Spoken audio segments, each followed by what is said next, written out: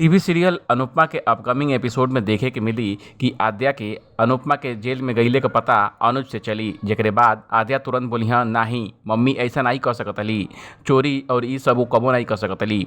आद्या अपनी माँ से नाराज बाली, लेकिन फिर भी वह अनुपमा का साथ देतली। पाखी के भी अनुपमा की गिरफ्तारी के पता चलता और वो अनुपमा का नाम लेके खूब भड़क जातली। वो अपनी माँ के चोर और क्रिमिनल बोल के तांडव करतली। पाखी और आद्या का ये अंतर देख के लोग अपन अपन राय देतना। ट्विटर पर कुछ लोग पाखी के जम के ट्रोल करता तो वे आद्या पर प्यार लुटावताटे। लोगों का कहे के बा कि पाखी सगी बेटी भइले के बाद भी अपनी माँ के खिलाफ बोलतली और आद्या जौन माँ से नाराज बाली वो अनुपमा का साथ देतली।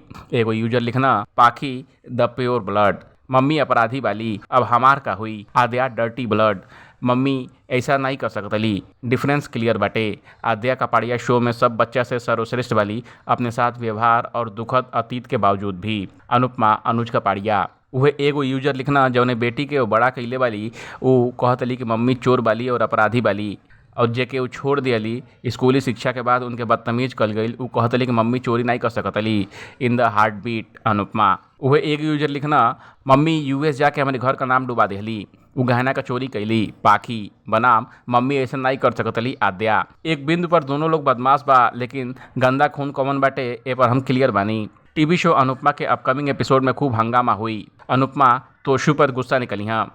अनुपमा के हाथ सबूत लगते ही वो अपने बेटे से मिले खातिर निकल गई हाँ। अनुपमा तोशु के घर पहुंची हाँ और सबसे पहले वो वीडियो दिखाई हाँ जेमें सारा सच सामने बाटे।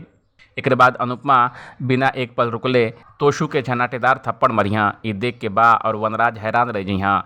ए बार अनुपमा बा और वनराज के भी बीच में नहीं आवे देतली। ये स्टोरी पर आपका क्या कहे बा कमेंट कर हमके जरूर बताई। बाकी अपडेट के लिए देखत रही एबीपी भोजपुरिया।